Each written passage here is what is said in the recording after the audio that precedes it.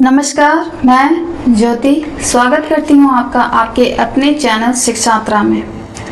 तो जैसा कि आपको पता है, हम एनसीईआरटी क्लास 10th का पूरा कोर्स कवर करने वाले हैं। अभी हम चैप्टर 1 रियल नंबर पूरा कंप्लीट कर चुके हैं एक्सरसाइज। उस एक्सरसाइज में हम लोगों ने क्या क्या पढ़ा है? हम लोगों ने पढ़ा है introduction the fundamental theorem of arithmetic, जिसको मैंने कॉन्सेप्ट भी बताया, उस पर बेस्ड क्वेश्चन भी किया और एक्सरसाइज तो किया ही था 1.1। ठीक, उसके बाद रिविजिटिंग इर्रेशनल नंबर, इसका भी कॉन्सेप्ट हम लोगों ने समझा, इस पे बेस्ड क्वेश्चन भी किए और एक्सरसाइज 1.2 वो तो अलग ही किया। ठीक है, इसके बाद समरी मीन्स इस पूरे ऑल ओवर हम लोगों ने क्या सीखा इस चैप्टर से, वो हम लोगों ने समरी में पढ़ा। अब बारी है, देखो सिर्फ उतना ही क्वेश्चन करने से काम नहीं चलने वाला है। प्रैक्टिस के लिए आपको ज़्यादा से ज़्यादा क्वेश्चन करने की ज़रूरत है। जितना ज़्यादा आप प्रैक्टिस करोगे उतना ही ज़्यादा आपको उस सब्जेक्ट में कमांड बढ़ेगा, उस सब्जेक्ट को आप और भी ज़्यादा अच्छे से समझ पाओगे, ज़्यादा अच्छे से कर पाओगे कम समय में, क्योंकि यहाँ टाइम लिमिट भी है आपके पास एग्जामिनेशन हॉल में। ठीक है, आपके पास 3 घंटे का ही समय रहेगा, उसी 3 घंटे के अंदर करना रहेगा। ठीक, तो जब तक आप इसको प्रैक्टिस करके आप फास्ट नहीं कर पाओगे तो फिर आप कर ही नहीं पाओगे ना। ऐसे सोच के नहीं कि मैं फास्ट तेज लिखूंगा, जल्दी लिखूंगा तो हो जाएगा मेरा, ऐसा नहीं होता है। मैथ के केस में तो बिल्कुल ऐसा नहीं होता है कि आप जल्दी कुछ भी लिख दो, 2 की जगह 3 लिख दो तो भी चलेगा, ऐसा कुछ नहीं होता है। अगर आपका गलत है तो मतलब गलत है। ठीक है, नंबर कटना तय है। तो जल्दी लिखने का सिर्फ एकमात्र तरीका है, एकमात्र सहारा कह लीजिए कि डू प्रैक्टिस करो बस। ठीक है, जितने ज्यादा से ज्यादा क्वेश्चन, मैं तो अपनी तरफ से सारा क्वेश्चन आपको दिखा रही हूँ, करवा रही हूँ जो आपके क्वेश्चन में आ सकते हैं। ठीक है, most important questions are there in this class, in this lecture. और मैंने कुछ प्रैक्टिस करवाए भी है प्रीवियस कुछ क्लासेस में, और आज फिर प्रैक्टिस के लिए आप लोग तैयार रहिए। ओके, हम लोग बहुत सारे क्वेश्चंस की प्रैक्टिस करेंगे जो कि मोस्ट इंपॉर्टेंट है एग्जाम के पॉइंट ऑफ व्यू से। तो without wasting time let's get started. तो इस लेक्चर का ये है पहला क्वेश्चन। ठीक है, पहला प्रैक्टिस क्वेश्चन क्या है? Find the sum of exponents of prime factors in the prime factorization of 196। हमें क्या करना है? सम करना है। किसका? एक्सपोनेंट का। एक्सपोनेंट मीन्स डिग्री ऑफ जो भी है। यहाँ पे प्राइम है, प्राइम नंबर्स के होंगे डिग्री, तो उसे भी उसका सम करना है। तो सबसे पहले हमको फैक्टराइज करना है। क्या? 196 को क्या करना है? फैक्टराइज करना है, तोड़ना है इसको। तो हथौड़े से नहीं तोड़ना है, इसको सॉल्व करके तोड़ना है।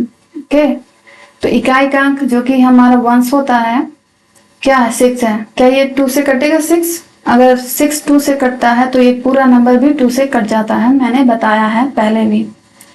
तो चलो 2 से स्टार्ट करो काटना। 2 9 18, 2 8 16, 98 आ गया। उसके बाद फिर से 2 से कटेगा, क्योंकि हमें दिख रहा है 8 है जो कि 2 से कटता है, इसलिए 2 चौका 8 हो गया, 2 9 18। अब 49, क्या 49 2 से कटेगा? नहीं, किससे कटेगा? 7 से। 7 7 49 and 7 also a prime number, तो सिर्फ 1 से या 7 से कटेगा। ठीक, ये हो गया हमारा फैक्टर। 196 का फैक्टर क्या आया? 2 इंटू 2 इंटू 7 इंटू 7, ये आ गया। अब इसको और क्या लिख सकते हो? इसको लिख सकते हैं 2 पे पावर 2 मल्टीप्लाई 7 पे पावर क्या? 2। अब यही कह रहा है आपसे क्या कह रहा है? सम करना है एक्सपोनेंट। एक्सपोनेंट यहाँ क्या क्या दिख रहा है आपको? रुको मैं कलर चेंज कर दूं। एक्सपोनेंट कौन कौन से है? यहाँ 2 है, यहाँ पे 2 है, तो हम क्या लिखेंगे? Sum of exponents of prime factors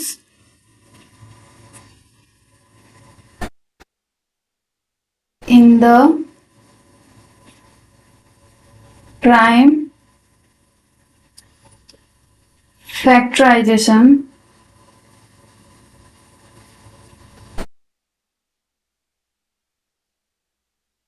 of 196 is equal to 2 plus 2. ठीक, 2 plus 2 is equal to what? Is equal to 4. यही हमारा आंसर आ गया। ठीक है, चलो नेक्स्ट क्वेश्चन देखते हैं। Next question, question number 4।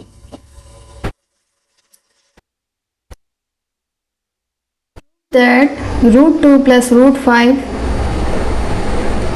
is an irrational number। ठीक है, ये हमें प्रूफ करना है कि ये जो नंबर दिया गया है वो इरेशनल है। तो ऐसे क्वेश्चन को कैसे हल करते हैं? कॉन्ट्राडिक्शन मेथड से हल करते हैं। हमको इरेशनल प्रूफ करना है तो हम उसको रैशनल लेके चलेंगे। ठीक, तो लिखेंगे let us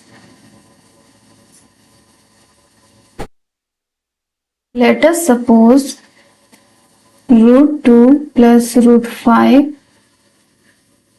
is a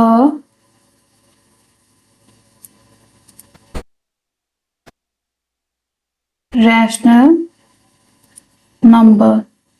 okay, हमने क्या सपोज किया कि जो हमें नंबर दिया गया है वो क्या है? रैशनल।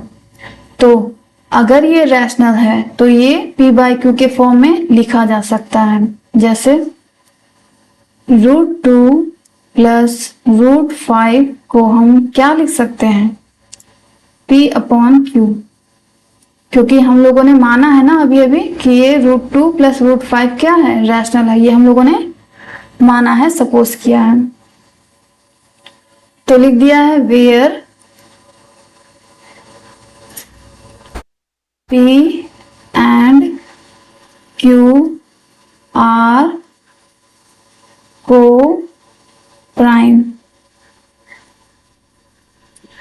जहां P and Q are co-prime मतलब HCF of P and Q is क्या होगा?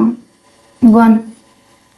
दोनों का HCF 1 होगा। मतलब कहने का कि दोनों में कॉमन फैक्टर 1 है। 1 के अलावा और कोई कॉमन फैक्टर नहीं है। किसमें? P एंड Q में। तो अब क्या करेंगे?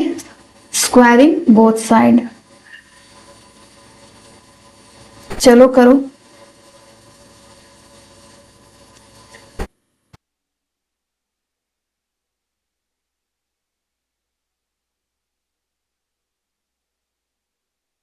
स्क्वायर करें इधर इधर।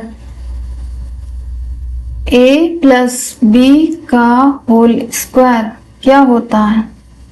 a square plus b square plus 2ab। ठीक, यहाँ पे a की वैल्यू क्या है? रूट 2। तो रूट 2 का स्क्वायर, b क्या है? रूट 5, रूट 5 का स्क्वायर प्लस 2 इंटू ए क्या है? रूट 2, बी क्या है? रूट 5। ठीक, रूट 2 का स्क्वायर 2, रूट 5 का स्क्वायर 5, इसके बाद 2, 2 5 जा 10, 2 रूट 10 आ गया। 5 और 2 को ऐड करेंगे क्या आ जाएगा? 7, 7 प्लस 2 रूट 10। ये आएगा पूरा सॉल्व करने पे। ठीक है, तो मैं यहाँ लिख देती हूँ 7 plus 2 root 10 is equal to p square upon q square. ठीक है, अब इसको इरेज कर देते हैं।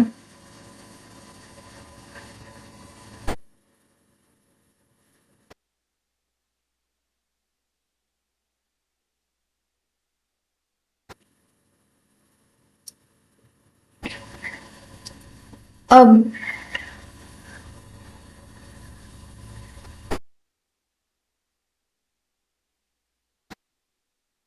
उसके बाद छोड़ना रहता है, ठीक है। तो रूट के साथ साथ कौन है उसको इधर करो। 2√10 is equal to p square upon q square plus 7 है, इधर आएगा तो -7 हो गया। अब चलो एलसीएम लो। 2√10 is equal to q square, यहां आएगा पी स्क्वायर -7 क्यू स्क्वायर आया। अब ये 2 इधर जाएगा तो क्या हो जाएगा, भाग हो जाएगा, भाग के रूप में चला जाएगा। √10 यही रहेगा is equal to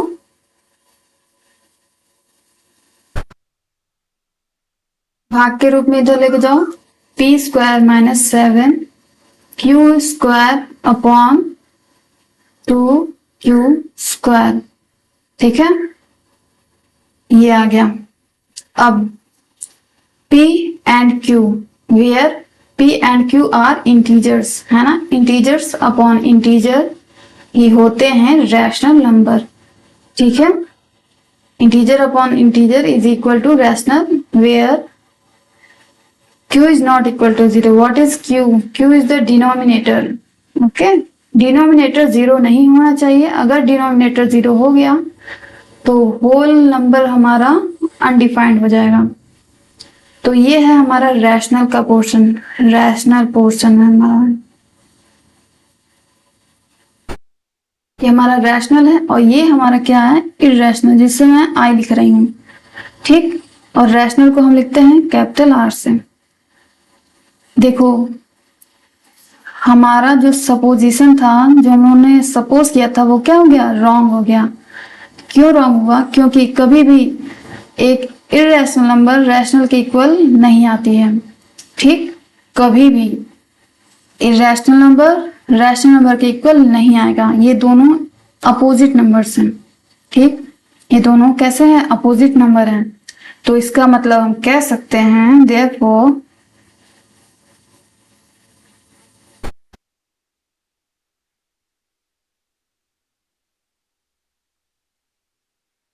√2 plus √5 is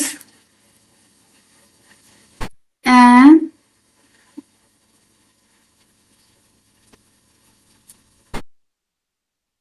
irrational number, ठीक है, समझ में आ गया।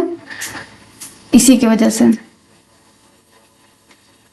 चलो आगे के क्वेश्चन को सॉल्व करते हैं। नाउ क्वेश्चन नंबर 3,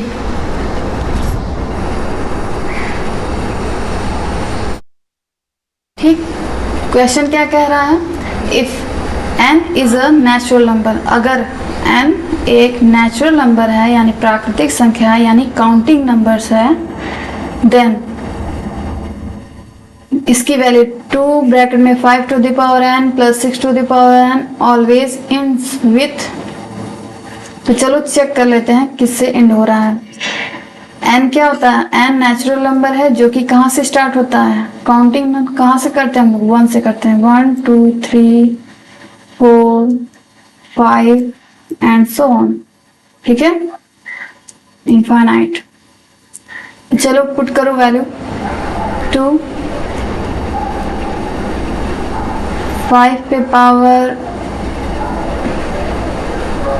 अभी मैं क्वेश्चन लिख रही हूँ।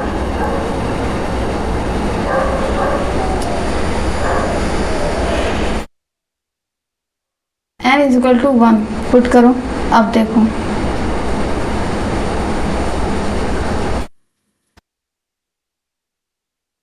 क्या आएगा, 2 6 5 11 11 दूना 22। अब गुणा मैंने क्यों किया, यहाँ कोई सिंबल नहीं है, इसका मतलब यहाँ गुणे का निशान है। ठीक है, किसके साथ एंड हो रहा है, एंड मतलब आखिरी नंबर, ये जो इकाई का नंबर है, इकाई इंग्लिश में वंस बोलते हैं। ठीक है, वंस हमारा क्या आ रहा है, 2 आ रहा है। चलो अब n इज इक्वल टू क्या रखें, 2 रखो।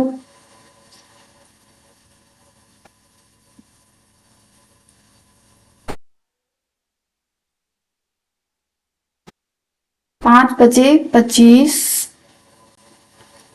6 का 6 में 36, और आगे 2 तो है ही गुणा करने के लिए। इसको सॉल्व करो, 2 गुणे क्या आएगा, 6 5 11 का 1 कैरी 1, 3 2 5 और 1 6, 2 1 जा 2, 2 6 जा 12। फिर क्या आया हमारा यूनिट, इकाई, क्या आया 2। तो ऐसे ही आप, अगर आपका मन करे तो और भी ज्यादा नंबर से चेक कर लो, कुछ भी चेक कर लो, हमेशा 2 के ही साथ एंड होगा। ठीक है, तो इसका राइट ऑप्शन क्या है, 2। ठीक, चलो नेक्स्ट क्वेश्चन।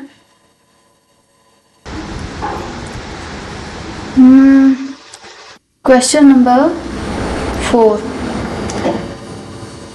सॉल्यूशन करते हैं इसका।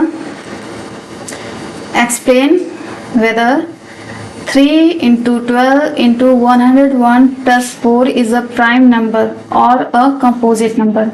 ये क्या है, इस नंबर को हल करेंगे तो ये क्या आएगा, ये प्राइम नंबर आएगा या कंपोजिट नंबर आएगा। चलो क्या होता है प्राइम नंबर, ये जान लो पहले। प्राइम नंबर होता है 2 3 5 7 11 13 19 ऐसे नंबर एंड सो ऑन, ऐसे नंबर जो एक से या खुद से कटे, ऐसे नंबर को बोलते हैं prime number. And what are composite numbers,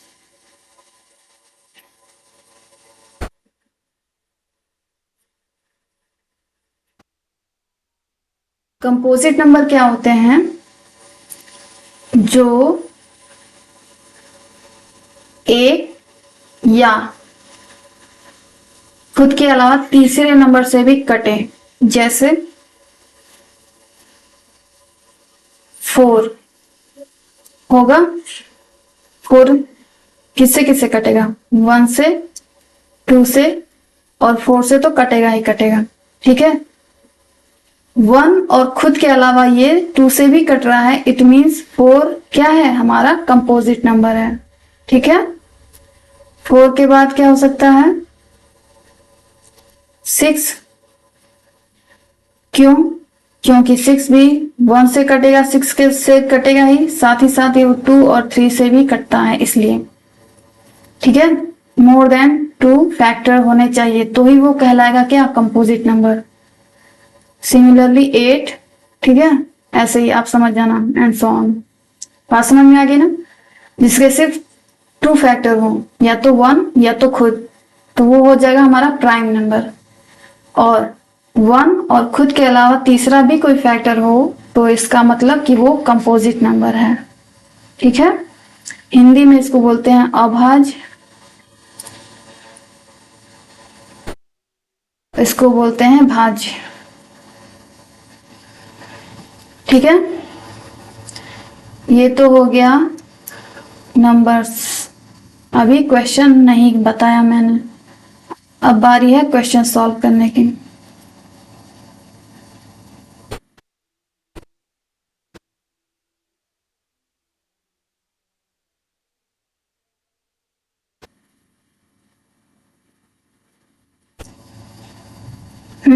तो क्वेश्चन क्या है हमारा, 3 into 12 0 प्लस 4 है। अब क्या करना है, इसको 4 यहाँ है, इसमें कहीं 4 खोजो, मिल जाए। 3 × 4 लिख सकते हैं। 12 को 3 × 4 लिख सकते हैं क्या? जरूर लिख सकते हैं। +4, ठीक है। अब ये 4 दोनों को क्या करना है? कॉमन लेना है। कॉमन ले लिया, उसके बाद क्या बचा अंदर वो लिखो। 3 × 3 × 101 + 1। यहाँ कुछ नहीं बचा, इट मीन्स यहाँ 1 बचा है। यहाँ 4 कोई सिंबल नहीं है, इसका मतलब गुणे का सिंबल है। ओके, 9 का मल्टीप्लाई करेंगे 101 में तो आएगा 909 +1। फिर 4 × इसको क्या करेंगे? जोड़ो, ऐसे जोड़ता है। 909 में 1 यहाँ लिखाएगा, ठीक है। 9 × 1 = 10 का 0 कैरी 1 और हो गया 9 उतर गया 910। 909 में 9 1 जोड़ेंगे तो क्या आएगा? 910 आएगा। ओके,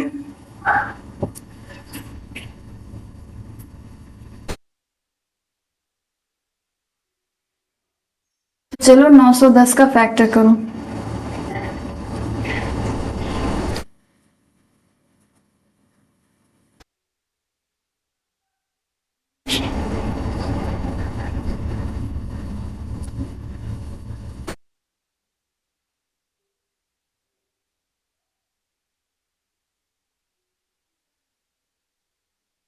n बार में जाएगा, फिर 1, फिर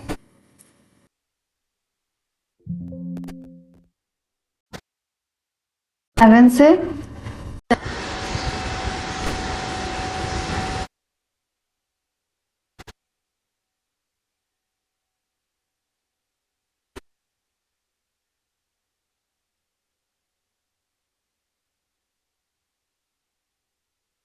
ओके, क्या है? 4 को लिख दो, 2 × 2 लिख दिया। फिर 2 × 5 × 7 × 30। कुछ छूट तो नहीं रहा? 1 2 3 4, 1 2 3 4। अब ये बताओ, रुको, इसके मोर देन 2 फैक्टर्स हैं कि नहीं? मोर देन 2 फैक्टर्स हैं, जाहिर सी बात है। 1 2 3 4 5 6 फैक्टर हैं। अगर 2 को नेग्लेक्ट कर देते तो 4 एक्स्ट्रा फैक्टर हैं, 4 एक्स्ट्रा फैक्टर्स हैं। तो ये क्या होगा? प्राइम नंबर होगा या कंपोजिट नंबर होगा? अभी अभी क्या बताया मैंने? जिसके मोर देन 2 फैक्टर्स होते हैं वो हमारा कंपोजिट कहलाता है। तो ये क्या है? ये जो गिवन नंबर था, ये वाला नंबर, ये हमारा क्या है? Composite number. Question number 5, if HCF of this and this is expressed in the form of this, find the value of m। तो सबसे पहले HCF निकालो, किसका? 144 and 180 का।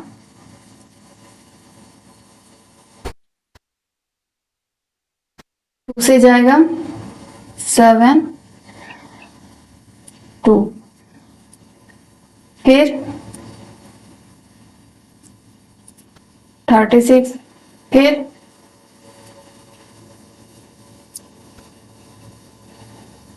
6,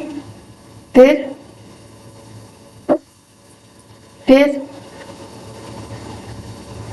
और 3 एक प्राइम नंबर है जो 1 से जाएगा। ठीक है, बात समझ में आ गई? अब 180 की बारी है।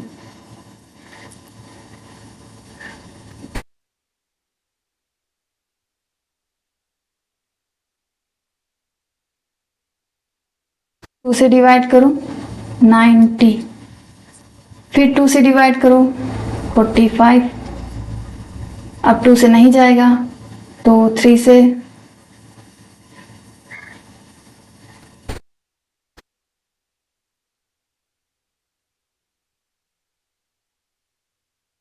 आ गया।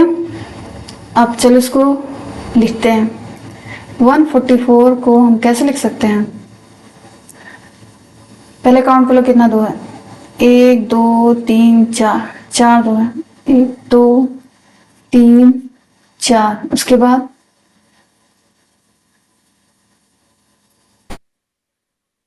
1 2, उसके बाद 180 को लिखो। 1 2, 2 इंटू 2 हो गया। उसके बाद 3 कितने बार है? 2 बार। 3 इंटू 3 हो गया। उसके बाद 5 इंटू 5। ठीक, अब हमें क्या करना है? HCF।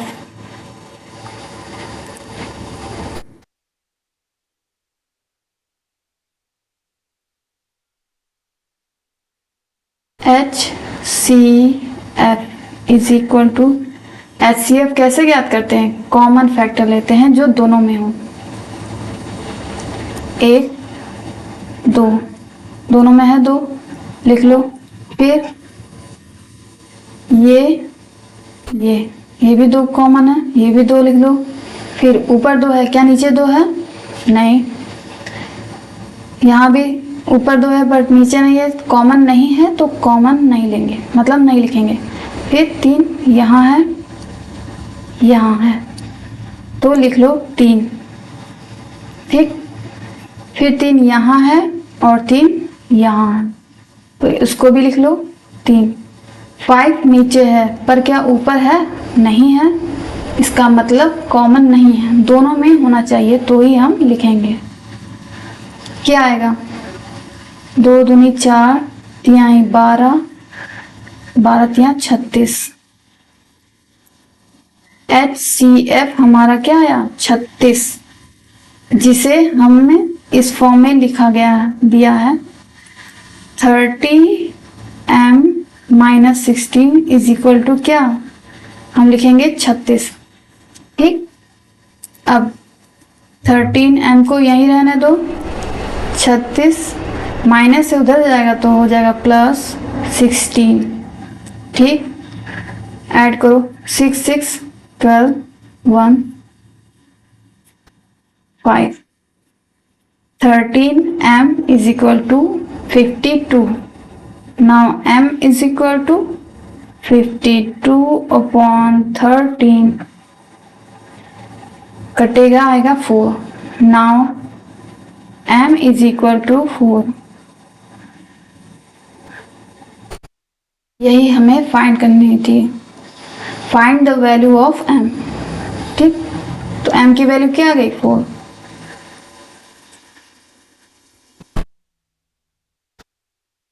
ये है हमारा क्वेश्चन नंबर 6।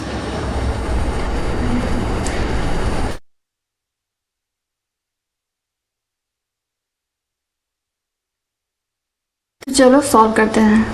कह रहा है which of the following is not irrational.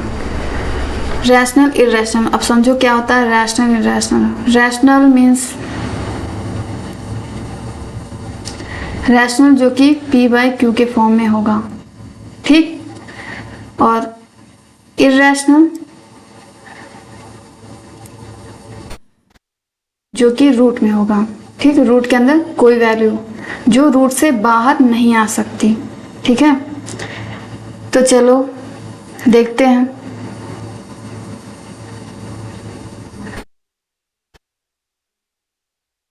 Which of the following is not irrational, मतलब कौन सा रूट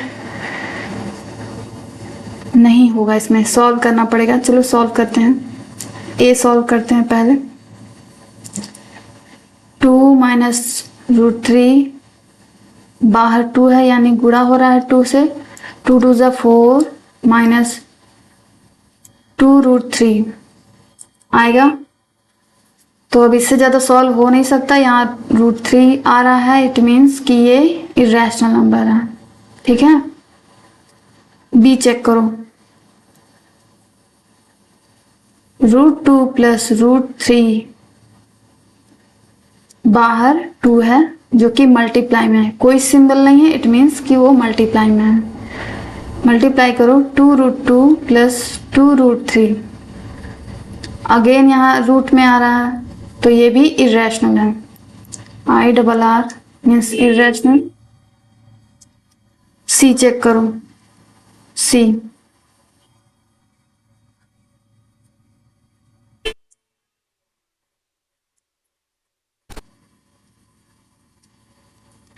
ये a plus B A minus B का फॉर्मूला है, तो क्या होता है A square minus B square.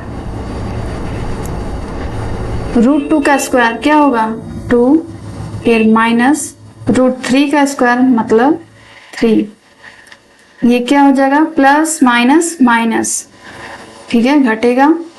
बड़ा कौन है 3 बड़ा है, 3 के साथ कौन सा साइन लगा हुआ है माइनस का, तो -1 आएगा, ठीक है। तो ये रूट में नहीं है, ये है हमारा रैशनल। और ये डी तो साफ साफ दिख रहा है, डी वाला जो है 27√7 रूट में है ये वैल्यू, तो ये भी हमारी क्या होगी इरेशनल होगी, ठीक है। तो not irrational means rational find करना था हमें, तो सी वाला सही है।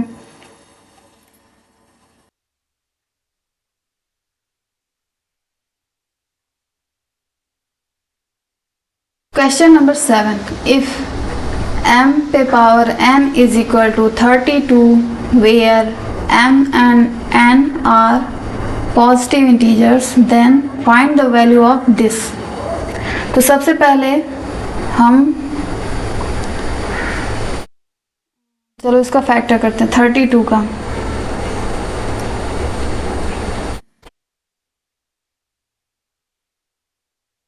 टू कितना आएगा 2 एकम 2, 2 छक्का 12, फिर 2 8, फिर 2 4, फिर 2,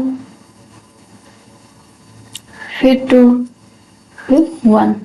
ओके, क्या है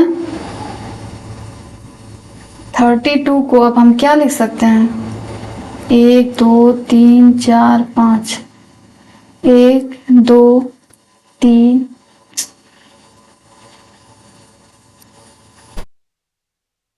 3 4 5 बार 2 लिखना था, ठीक है।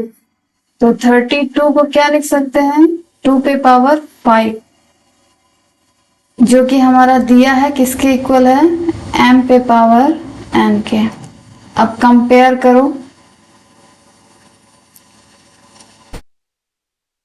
इसको, तो यहां से हम कह सकते हैं m इज इक्वल टू 2, ठीक है, और ऊपर का घात इज इक्वल टू घात, तो यहां से n इक्वल टू क्या आएगा 5, ठीक। अब हमें पता चल गया है, अब इसमें पुट कर दो वैल्यू n पे पावर m, n लाना था, n की जगह रखेंगे 5, उसके बाद m यानी 2 इंटू n मतलब 5 बराबर 5, 2 बचे 10, 5 पे पावर 10 आया। तो यही हमसे पूछ रहा था, क्या पूछ रहा था n पे पावर अगर m और n है तो उसकी वैल्यू क्या आएगी 5 टू द पावर 10, ठीक। अब इसको 5 को 10 बार लिखने की ज़रूरत नहीं है, 5 इंटू 5 इंटू 10 टाइम्स फिर इसका मल्टीप्लाई, ऐसा ज़रूरी नहीं है, 5 टू द पावर 10 ही सही है। और अगर ऑब्जेक्टिव रहेगा तो उसमें 5 टू द पावर 10 ही देगा, ठीक है। 5 को 10 बार मल्टीप्लाई करने की ज़रूरत नहीं है, क्लियर। तो आज हम लोगों ने 7 क्वेश्चन किया है, और हर एक क्वेश्चन मैं एक बार रिवाइज कर देती हूँ। देखो ये हमारा था क्वेश्चन नंबर 2 था, क्वेश्चन नंबर 1 ये रहा, ठीक है। Find the sum of exponent of prime factor in the prime factorization of 196। तो हम लोगों ने इसको अच्छे से किया। पहला question, question number 2 is this, जिसमें हमें प्रूफ करना था कि √2 + √5 एक इरेशनल नंबर है। उसे भी हम लोगों ने प्रूफ किया है।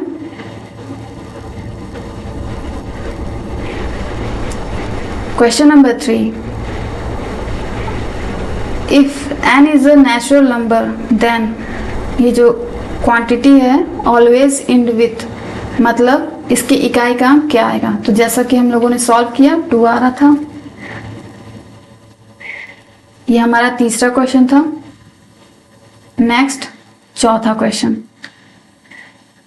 ये हमें बताना था ये जो नंबर दिया हुआ है वो कंपोजिट है या प्राइम। तो हम लोगों ने बताया सॉल्व करके, और जैसा कि देखा आपने ये क्या था, कंपोजिट नंबर था। ये है क्वेश्चन नंबर 4। क्वेश्चन नंबर 5, इसमें हमें HCF निकाल के उसको एक्सप्रेस करना था इस फॉर्म में। तो हम लोगों ने किया। उसके बाद हमें m की वैल्यू भी निकालनी थी, तो हमने निकाल लिया। क्वेश्चन 5 के बाद क्वेश्चन नंबर 6, जिसमें हमें क्या करना था, हमें बताना था कि ये जो ऑप्शंस दिए गए हैं उसमें कौन सा इरेशनल नहीं है। अब इरेशनल नहीं है मतलब कि वो पूछ रहा है कि रैशनल कौन सा है। ठीक है, चाहे तो ये भी लिख सकता है एग्जाम में कि which of the following is irrational. तो ये मत सोचना कि अरे ये तो इरेशनल पूछ रहा है। ठीक है, मतलब वही है, not irrational means irrational, sorry not irrational means rational number. और ये रहा हमारा 7वां क्वेश्चन,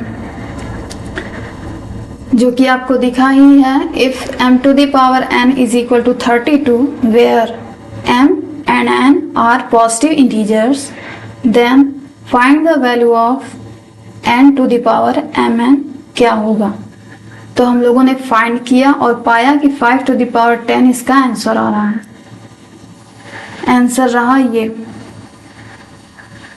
यही आंसर देगा एग्जाम में। 5 को 10 बार आपको गुणा नहीं करना है, 5 × 5 × 5 × 5 करके। समझ में आया?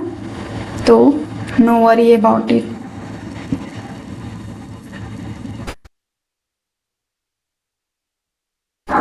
अब समय है समरी ऑफ द क्लास। तो हम लोग क्या लिखेंगे, we have done 7 question as a practice. ठीक है, आज की क्लास में, आज के लेक्चर में हम लोगों ने कितने क्वेश्चन किए हैं? कुल 5 और 2 7 क्वेश्चन किए हैं। ठीक, और ये सारे के सारे क्वेश्चन आपके एग्जाम के पॉइंट ऑफ व्यू से वेरी इंपॉर्टेंट हैं। ठीक, तो किसी भी क्वेश्चन को हल्के में मत लेना। ठीक, जो जो क्वेश्चन आ चुके हैं मैंने वो क्वेश्चन भी लिया है। ठीक है, एज इट इज नहीं आएगा, बहुत हो सकता है नंबर चेंज कर दे, और कोई तो एज इट इज भी आ सकता है। तो इसलिए बहुत ही इंपॉर्टेंट क्वेश्चन है। आपको ये देख के, ये क्लास देखने के बाद आपको क्या करना है, आपको प्रैक्टिस करना है खुद से। ठीक है, ये देखो कि आप खुद कर पा रहे हो या नहीं कर पा रहे हो। ओके, और ये प्रैक्टिस यहाँ खत्म नहीं, अगली क्लास में जब भी होगी, ठीक, अगली क्लास में हम लोग फिर कुछ क्वेश्चन को सॉल्व करेंगे। कुछ क्वेश्चन रह गए हैं जिन्हें हम सॉल्व करेंगे। कब? अगली क्लास में, जब क्लास में करूँगी। ओके, तो मैं क्या कह रही थी, हर एक क्वेश्चन इंपॉर्टेंट है। ठीक, आपके एक्सरसाइज में ज़्यादा क्वेश्चन नहीं दिया हुआ है, तो जब क्वेश्चन नहीं रहेगा तो आप प्रैक्टिस कैसे कर पाओगे। ठीक है, प्रैक्टिस के लिए क्या जरूरी है, क्वेश्चन का होना। और आप इतने सक्षम नहीं हो, अभी उस लायक नहीं बने हो कि खुद क्वेश्चन क्रिएट करके फिर उसको सॉल्व कर सको। ओके, हो सकता है गलत ही क्वेश्चन बना लो खुद से। ओके, और एक अगर आप देखना चाहो तो प्रीवियस ईयर के पेपर को देखना मत भूलना। प्रीवियस ईयर के पेपर को देखने से फायदा क्या होगा कि आपको ये पता चलेगा कि स्टैंडर्ड क्या है क्वेश्चन का। ठीक है, किस टाइप के क्वेश्चन आते हैं। वैसे मैंने तो सारा देखा हुआ है, बस एक अपनी संतुष्टि के लिए। अगर आपको देखना हो तो आप देख सकते हो, नो वरी। बट मैंने सारा कुछ देखा है, उसमें से सब कुछ छांट कर लाया, मतलब चुन चुन के लाया, चूज करके लाया सारे क्वेश्चन। हर एक क्वेश्चन स्पेशल है, ठीक है, कोई भी क्वेश्चन ऐसा वैसा नहीं है, हर एक क्वेश्चन स्पेशल है। तो उसको समझिए, सीखिए उस क्वेश्चन से कि हर एक क्वेश्चन में कौन सा कॉन्सेप्ट यूज हो रहा है, कौन सा फॉर्मूला लग रहा है, और हर एक क्वेश्चन को करने का तरीका क्या है, प्रोसेस, ठीक है। कुछ कुछ क्वेश्चन होते हैं कि जिसको उसी मेथड से ही हल करेंगे तो वो होगा, दूसरा मेथड इसमें अप्लाई नहीं किया जा सकता, ठीक है। तो ऐसा कब होगा? जब आप उस क्वेश्चन को करते रहोगे, ठीक। क्वेश्चन को करो आप। तो क्वेश्चन मैं भरपूर करवा रही हूँ, अभी भी क्वेश्चन बहुत सारे बचे हुए हैं, तो हम लोग अगली क्लास में इसको कवर करने वाले हैं, ठीक है। आज की क्लास को यहीं पे स्टॉप करते हैं। आई थिंक क्लास ज़्यादा लंबी जा रही है, तो यहीं पे स्टॉप करते हैं। अगली क्लास में फिर हम लोग कंटिन्यू करेंगे। तब तक के लिए धन्यवाद। Thanks for watching.